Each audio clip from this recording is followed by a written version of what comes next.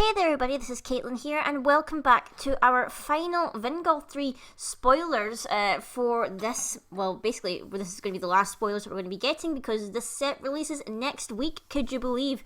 It feels like it's like we've only actually had like in total 5 spoilers, I guess, but there's still like a load more cards we still don't know yet. We still don't know what kind of spells and additions and whatnot are being reprinted and everything, but this is the last set of spoilers before it releases next week. I believe they said that they will post up a full list covering the entire set on Sunday, I believe. I might be wrong there, but I believe when I was reading the actual article or whatever on the spoilers that they did say at the bottom that the full set list, or at least the full previews or whatever, would be available by Sunday. So we will get an idea of everything that is going to be in this set by then, hopefully, but fingers crossed. Until then, though, we have the Valhalla cards, or at least some of the Valhalla cards that we're going to be seeing in this set, and it's like kind of strange for me because the Valhalla set never really kind of came to the UK. Like when our game store, we kind of started off with the Seven Kings and whatnot, and we kind of backtracked to get some of the Grim stuff, but we never got any Valhalla because at that point it was like, well, Valhalla's not really legal because it doesn't really mix well with any of the new cards. But now that these are getting a reprint, these are, well, not exactly a reprint, but they're being like reborn essentially, like to fit with the new style of the game. But I'm really excited about it. So I mainly like remember some of these names from like the art book because I've got the Force of Will art book, and because it's absolutely gorgeous art. If you've never seen it, it's like you need to like have a look at it. It's amazing. But some of these cards I recognize by their name. Some of them are a bit different, or some of them I don't really recognize. But we'll go into it and we'll see who we've got in the lineup. So first off, we've got Dragon Knight Commander Siegfried, who is a 3-drop, 2 light and 1 void for 700. He is a Dragon Knight, a resonator. When he enters your field, recover all dragons you control, which is quite a neat ability in that obviously he's light. And other than Gwyber, I don't think we have any light dragons. Like, I can't think of, like, other than the actual J Ruler dragon, the Guardian of the Lightstones.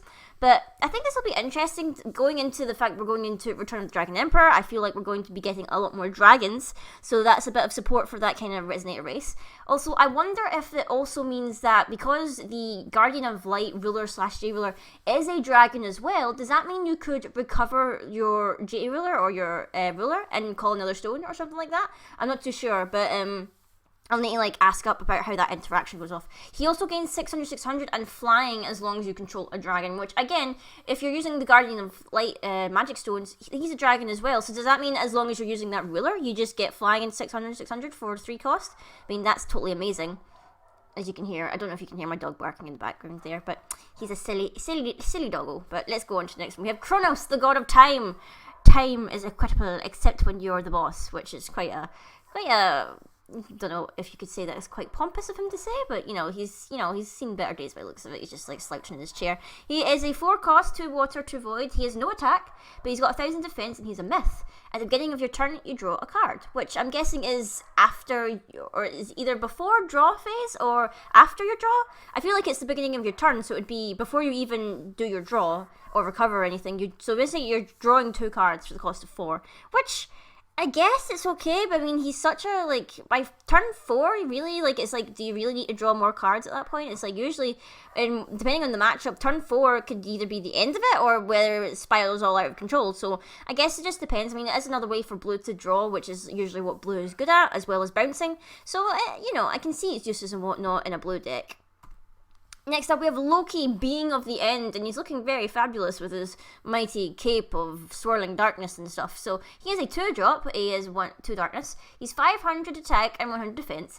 He gains plus 100 defense for each card in your graveyard, and this card gains flying, and whenever this card deals damage, you gain that much life as long as you have 10 or more cards in your graveyard. What? 10 or more cards? Like, I'm trying to think of what would be a good deck to run this. I suppose Older Wizard would be a good one to run this with. He does like things with the graveyard and whatnot, I think. I can't really think of any other deck that would really make use of it. I mean, I guess if you were doing like some kind of reanimator deck with darkness and whatnot, I mean, he is cool. I feel like he's a bit too gimmicky. I would probably not run him because he's just like, I don't want cards in my graveyard. I want them to be on the field protecting me, creating a wall. Next up, we have Knight Lord of Godspeed, and he's looking very fabulous there with the ponytail and the beard and everything. He's looking fabulous on his horse. He's a 5-drop, 2 light and 3 void. He's 1000. He's a knight. He has swiftness, which is nice because it's nice to see other types of resonators other than fire getting swiftness. When this card enters your field, J/resonators you control gain precision until end of turn. Which, you know, is pretty nice, I think. I mean, it would have been cool if they got swiftness until end of turn, but I can understand why that would just be a little bit overpowered. Plus, you're already playing 5 for this guy, so it's like, what really in your field have you played as well that isn't already going to be able to attack this turn? So I guess, you know, or maybe if it gave them, what would be another one? Like, maybe if it gave him first strike until end of turn, that would be cool, but I like him. He's a good 5-drop or whatever, good hefty 1000. Nice to get a swiftness resonator in light as well, so that's pretty nice. As my antivirus tells me that a scheduled scan has started. Go away, we don't need you. Next up, we have Nymph, Envoy of Water. It is a simple 3-drop. No, actually, it's not a 3-drop. It's a 4-drop. It's 1 water and 3 void. I was reading the 3 there and I got confused. It's 700 attack, 1200 defense. It flies, and that's basically all it does, which you'd think is a little bit of a cop-out, but I believe reading the spoiler article, they did say that there might be potentially some way to cheat in spirits and myths, because if you've noticed, the majority of these cards, if they've not been like the Dragon Knight or whatever, they've been maybe been a myth or a spirit, so we might be getting some support for that race at long last. Might be cool. This next one is Sariel, Lord of the Moon, looking pretty epic there with the moon. It is a 4-drop, it's 2 dark and 2 void, 600, 800, which doesn't seem too good for like a 4-drop, but you can pay a darkness and tap him and banish another resonator. Put target resonator from your graveyard into your field, play this ability only once during your turn. So, or play this ability only during your turn, so not once per turn, but only during your turn. So I guess that would be a good way to make sure that if you do lose any of your big drop resonators or whatever, like, I'm trying to think of any big ones or whatever that are dark or whatever, but maybe like I can't really think of any right now, but this would be a good way to get them back into your field without having to pay their big cost again. Or if there's ones that have good enter abilities and whatnot, as long as you're not being cancelled by like Abdul or something like that, that'd be good. But it is a bit of his stats just don't really seem to make it up for me. I'm not too sure about this one. Not too sure. The artwork is gorgeous as always. So, the Envoy of Light, who is a 2-drop, 1 light, 1 void, 400. He is a spirit. Again, looking back at that spirit. When this card enters your field, reveal the top card of your Magic Stone deck. If it's a non-special light Magic Stone, put it into your field. So essentially, run this with Millium.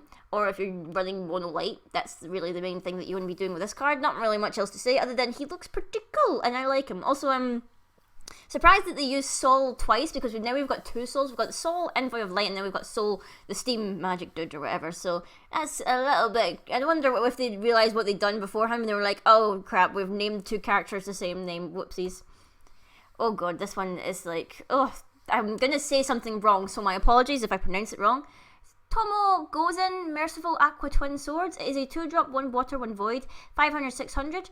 It's got 2 awakenings, which are the same, which is not a misprint. It just has the same awakening twice, which is quite handy. Basically, if you pay the awakening and it enters the field, you return a target resonator to its owner's hand. So if you pay 4, including 2 awakenings, you are bouncing 2 resonators back to their owner's hand. This artwork is beautiful. There's just so much blue and water and swirls and it's going on, and oh my god, it's gorgeous. Don't know if I would run it. I do like it though. It is quite good for like situational. She is pretty cute. I like her. I like her outfit as well. She looks pretty nice.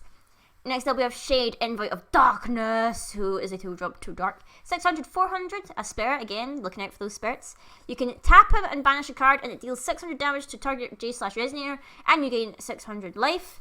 And it's cool, and it's got resonance where basically if you call in a Darkness Magic Stone, you can have the ability to pay 3 dark, and if you do, this card goes from your graveyard into your hand. So a bit of an odd resonance ability, to be honest. I'm not too sure about it. Like, I'm a bit not quite sure if I would run him in any dark decks I would have, but it is a unique ability at least. It's not like copy and paste in any way. And we have Barast, Machine Deity of Purgatory, who's just a 1-drop, no attack and 100 defense, which is a little bit odd. He gains 200, 200 for each Magic Stone in all graveyards, which at first worries me greatly. We can tap him and banish a Magic Stone. It deals 500 damage to target Resonator. Or we can tap him and banish 2 Magic Stones and destroy target special Magic Stone. I'm not too sure how to feel about this card. I don't like the idea of killing my own stones. Like, unless you're one of those people who's running like a 20 stone mono color deck or whatever, mono fire, I'm guessing, if you're going to be running this guy, and you don't really care about losing your own stones. I mean, dealing the 500, we have lightning strike for that, which, you know, we don't really need to do that, and blah blah blah. I don't know, it's a very situational card, I think, and I think it really depends on the kind of deck you're running, but I personally probably wouldn't put it in a fire build. And all. It does look cool, but I probably wouldn't run it. Next up, we have Frigg, Goddess of the Abundant Harvests. I like her. She's very pretty. This card is just absolutely gorgeous. It is a 5-drop, 2 wind, and 3 void for 800. Myth, again, looking out for the myths and spirits. When this card enters your field, put up to 1 target Resonator, up to 1 target Addition, and up to 1 target Chant from your graveyard into your field. So basically, we are getting all that stuff back from our graveyard. Thank you very much, Frigg, the Abundant Harvests. That's very, very nice. I like it. I'm not quite sure by the time you get, like, it's a 5 cost essentially, so unless you're running ramp, like a green wind ramp, so you're getting those stones out, you could potentially get her out a little bit earlier, but it feels like by that point you might not even have, like, an Addition, a Chant, and a Resonator in your graveyard at that point, so very situational, potentially a sideboard card. I'm not too sure how that would go. And then we have Odin the Omniscient, which is the only one who's a dual colour, which is a very odd choice to make. I'm not quite sure why, but there you go. I mean, you could run this in the Grub Arla deck that I had the other week there that you could see. It is 1 darkness, 1 wind, and 4 void, so it's a 6-drop for 1000. It's a myth. If you would produce will with a magic stone you control, you produce that will plus 1 of the same kind as another will, produced this way instead. So this is a very awkwardly worded phrase, but basically what it's saying is, while Odin is on the field, if you are tapping a stone to produce a will, you are producing 2 of that will instead of 1. And I think in the instance where if you control a dual stone, you can create basically 1 of the will you already called for, and I think you can also produce the will that you didn't call for, but like, so you're not getting 4, you would be getting the 1 will you called for and then an extra will. So it's basically still 2, but I think you still get to choose what the second will is producing because it's technically a dual stone. I think that's how that interaction works, and obviously it gets really complicated if you're, you know, producing will from more than 1 stone and whatnot. So it can get very complicated very, very quickly if you're not too careful. So you need to, like, if you're running Odin, you really need to keep a good track of what exactly you're calling and with what stone, because, like, at that point it gets a little bit confusing. It is quite hefty. I feel like maybe if you are running some kind of ramp, you could get this in a bit earlier. I'm not sure how early you could get it in. Maybe by turn 4, maybe turn 3. I doubt before you could get it turn 3 because it's blowing 6 cost, but you never know. You never know with what it does. So next up we have Salamander, Envoy of Fire. We've got all these envoys rocking about, don't we? He has a 4 cost, he's 2 fire, 2 void, only 600. He's a spirit as well, so looking out for them spirits. When this card enters your field, it deals 600 damage to target opponent and target Resonator your opponent controls, which I like it. I mean, I really like the artwork for this. I mean, I'm loving the purple with the fire and whatnot, but he's only 600, which really puts me off playing him, because if you're paying like at least 4, you want at least, you know, a chunky Resonator. You want something that's going to be able to do stuff other than its enter ability. And next up we have Oberon, Lord of Elves. Last time we saw him, he was the king of fairies, so now he's back to controlling the elves and whatnot. He is a 4-drop as well. He is 2 wind and 2 void for 700. He's an elf, but when he enters your field, you put 3 100 wind elf Resonator tokens into your field. So for 4, well, you're technically paying for at least 4 Resonators, which I like more the fact, like, you're getting more of a different effect, whatever, from the last guy who is 4. And even though Oberon is slightly stronger, he's still got the added bonus of, like, producing 3 more Resonators in their wake, so more chump blockers and whatnot. And if you're playing Feasting and she's flipped, those elf Resonators are going to be buffed up, which is very, very nice. And I also really like this artwork. It's very pretty. Oh god, how am I going to pronounce this? We have Shimazu Yoshihiro, Feudal Flame Lord. I think that's how you say it. He has a 3-drop, 2 fire and 1 void. He's 800. He's a daimyo, which is like a samurai thing, I believe. He has swiftness, and whenever a J/Resonator you control is blocked, destroy it and the blocking J/Resonator, which, oh boy, that's a scary, scary effect. So basically you want to make sure that you're not swinging in with your big chunky Resonators when your opponent still has blockers up. You want to wait until you can use your smaller Resonators to basically kamikaze into your other opponent's Resonators, kill them both, and then swing in with your big thing so that your big Resonator isn't actually destroyed.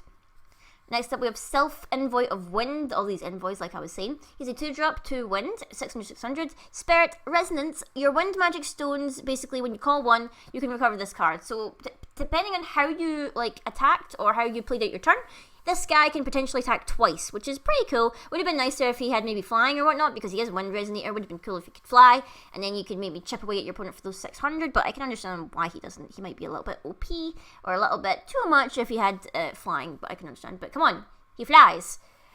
So, all in all, that's been our 16 cards. Can you believe that? 16 revealed this week. The set is out next Friday, I believe. Is it the 10th of February? I'm pretty sure it's the 10th.